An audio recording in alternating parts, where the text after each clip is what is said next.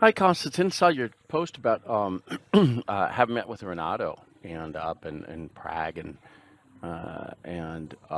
getting to talk about the industry and all that and how Nimsty is doing well business wise compared to Common Sense and to Slater. I mean, doing really well in that way. And I want to take a step back. I see Nimsdy, Slater, and Common Sense Advisory as three different complementary organizations. I would use them for different things. Uh, I wouldn't use them for always the same thing. Though they have some overlapping, but think each of them has their, I think each of them has their strong points that would be good to use them for. And then there are others that would.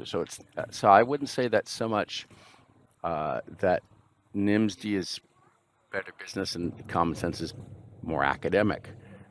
I would look at more as if I want a quick shot of something for kind of the business of some kind, an evaluation of a lot of different tools and stuff like that. Probably go to NIMSD for a quick evaluation, right? I'm just giving you my impression. I'm not saying I would do it this way.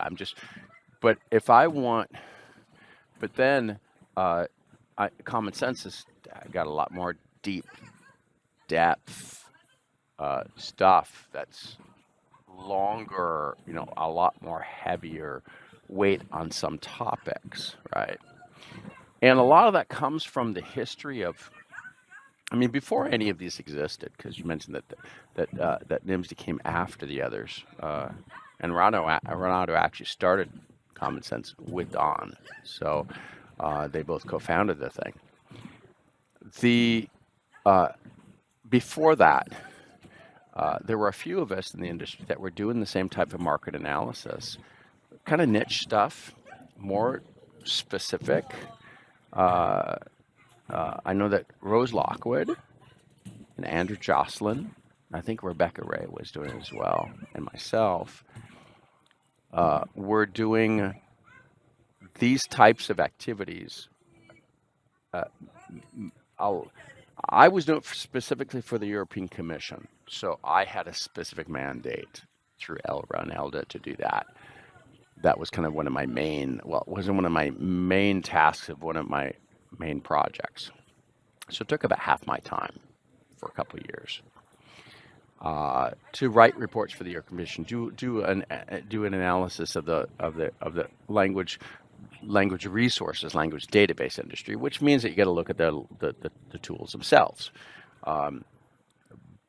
and be able to give the European Commission write reports for them so they can make a decision on investing in the whole human language technology field afterwards for the 5 to 10 years beyond that point.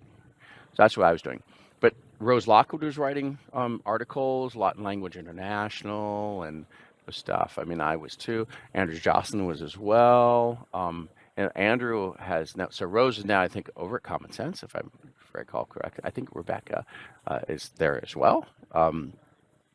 Andrew Jocelyn is working more in kind of European specific. I can't remember some of these innovator, the innovation thing stuff, Ellen Innovator or something.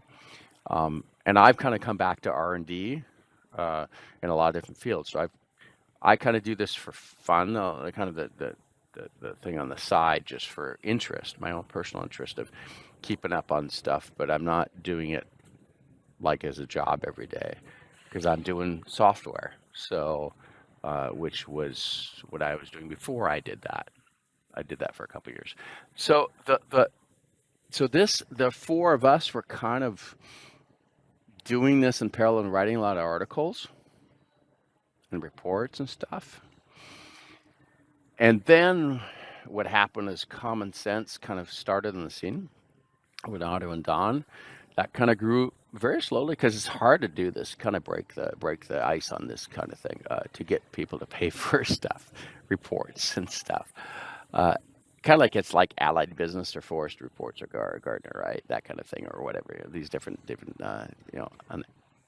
industry analysis kind of organizations. The Then I don't know. I don't really know when Slater and Nimsdy kind of, I'm not sure when late Slater started. I didn't, look at exactly that. Slater has been m- more now. Now, Common Sense is kind of, they'll give news on things that are kind of like, they'll write news blogs, but it's not like that's what they're focusing all their energy on, right? Now, Slater is like the monthly news. If you want to know what was done in the industry for the month, you go to Slater, right? For the new stuff, or watch the post on that. And then I can see that Slater is kind of advising a number of companies on their mergers and acquisitions, which there's a good business for that. Some companies like TransPerfect has a person that just does that, right? Their person internally handles all their mergers and acquisition kind of process and cycle and deals.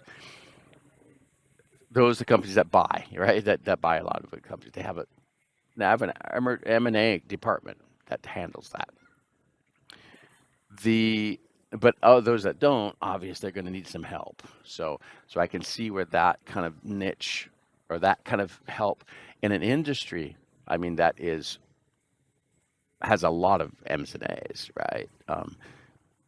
M&A's, I mean, it's the telecom industry is worse, right? But the language industry has a lot of acquisitions. So it needs help in those kind of looking at that. But then I can see that NIMSD was talking about this too, because they've been having a bunch of webinars on this too. So there's some overlap there. But then because NIMSD has grown their team significantly, that allows to do a lot more work, right? So it allows to kind of look at the tool landscape, do some evaluations, give some, a chart, kind of look at it and all that. But there are holes in that. I mean, I've looked at it, and used it for the job, looking at the tools and kind of doing a quick look and stuff, and it helps. But when you start digging down deep, there are things that are missing. So that's where you need a more in-depth analysis. So, and that's a never-ending thing because of the feature, because of the versions of stuff. I'm not knocking NIMSD at all. I'm just saying that this is kind of the situation with software, is that it's constantly evolving, and you evolve, get new features, you deprecate other features, you sunset some stuff. The whole compendium for translation software is out of date now, right? By John Hutchins, and a few of us collaborated in that with him. Now we've had 15 versions of that document over a period of, I think, 5-ish years, if I recall, 5 to 10 years. So this whole, depending on what you want to do, depending on what's needed, I would take different of any of them to do a certain thing, right? If I need consulting or something specifically on that, I mean, I would usually handle a thing myself, right, for something in general, kind of. But if I was advising company go do something and go to, I would have, say go to this or go to that for that kind of purpose. And I think that that's a key thing for that industry. But it's true. You do mention that Renato has taken provided the business and grown a lot. And Renato's he's a sales guy, right? And I'm not, and that's good. And he's been able to take that. He's very dynamic speaker and a very, enthusiastic guy, and is kind of got that aura of him, right? That people love to come and hear his talks, right? Renato's going to be there, right? And whereas others will be less, because they're focusing on kind of, we're going to talk about deep, this is a complex thing, right? So, and I can understand, I mean, you think that, Don De Palma, did you come from Idiom? I'm trying to think where you came from, right? I mean, this is a long time ago. I can't even remember. I mean, I think it's Idiom Technologies, right? So, I mean, this goes back, and this shows how old I am, and we all are, right? But Renato had a lot of background in sales and marketing for a lot of the big companies too, whereas Don came from, if I recall, from database stuff, and then was it Idiom, if I recall correctly.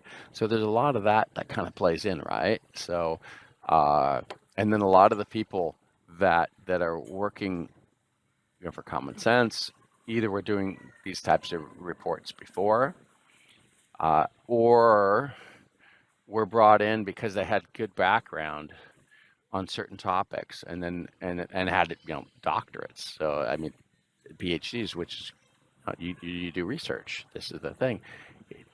I've kind of advised people to kind of look to them if they want to do. People say I want to get in the research industry, research, and then you find out, hey, it's not the easiest thing to do, right?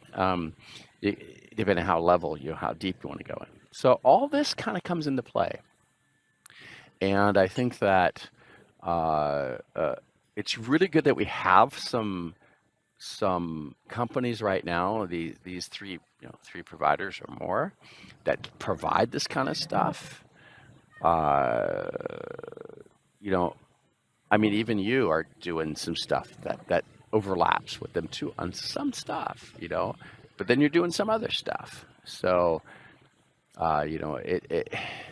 there are things where it's good that we finally have some of these things in the industry. And I remember writing a proposal for one of the conferences, but the fact that we didn't really have any overall process. I mean, back in 2014, right? And how we didn't have a process. We had RFIs and RFPs for the language service industry is pretty solid, always has been, but we really sucked at the language technology thing. And I said we need to borrow from the language services industry, how the RFIs and RFPs are, so we can bring that over to our language technology, so we can have some standardized approach. And the people rejected my proposal, said this isn't needed. Well, duh. I mean, NIMSD just did a series on this a few months back, saying we need it. So some people in the industry didn't even they didn't have many academics didn't quite understand that part of it, why it was neat, because they weren't writing RFPs or they weren't answering RFPs, right? So, but those of us that do or did knew that this is really needed. So this whole industry is really good. It's good that we've got some players that can help people advise. It's really a pain to have to do it yourself every single time, right? And it's good to be able to have the services that can do it, but it's hard to sell those services to people. It takes a lot of energy. It takes a lot of time. It takes people that really know the industry. Renato and Tucker have done a really good job to get that going for NIMSD. And now they got Joseph in there, and he's a sales guy.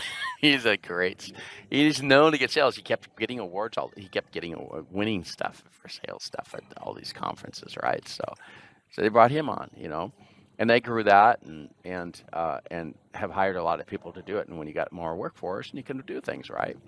So it's just bandwidth, right? It's bandwidth to be able to do it, and how deep you want to go. And I think that kind of covers things too. And it's hard to sell reports, I would say, that are costly reports that can cost into several thousands. It's hard to scale that in selling, right? Compared to services where you're actually doing consulting. So this kind of comes into play, and I think that but then you got to get people to want to buy it, right? So sales and all this. I've already made a whole series of video. I've made some videos on sales in this industry, and Renato's one of the better salespeople, right? So this is really key, and solution sales and all that, and this is services sales, right? But this is a different kind of, this is value added services. I mean, it's not about translation, right? It's about services it's about business services, right? Business growth services, and how to evaluate tools and all that, and all this stuff that goes with it. So that's my thoughts on that, and I'm glad that several of you are doing that. I'm not anymore, not on a daily basis, but but I've gone on to do other things or come back to do other things where we needed me to work on it. So and that I'm able to do that pretty well, and really enjoying it. But there are times, but I there each of them has their place, and that's good. It's not like you've got in another industry, you've got, definitely got Gartner and Allied Business. I mean, I used to read all these reports to do reports on the thing, but it's hard to find the information from what others doing because they weren't specialized in this area, right? So, and that's how it's become specialized. So that's usually where it's a good fit, and I'm glad that we got it, and glad that other business can, a lot of businesses in our this field can benefit from what each of these companies can offer uh, at this time and point in time. Thanks.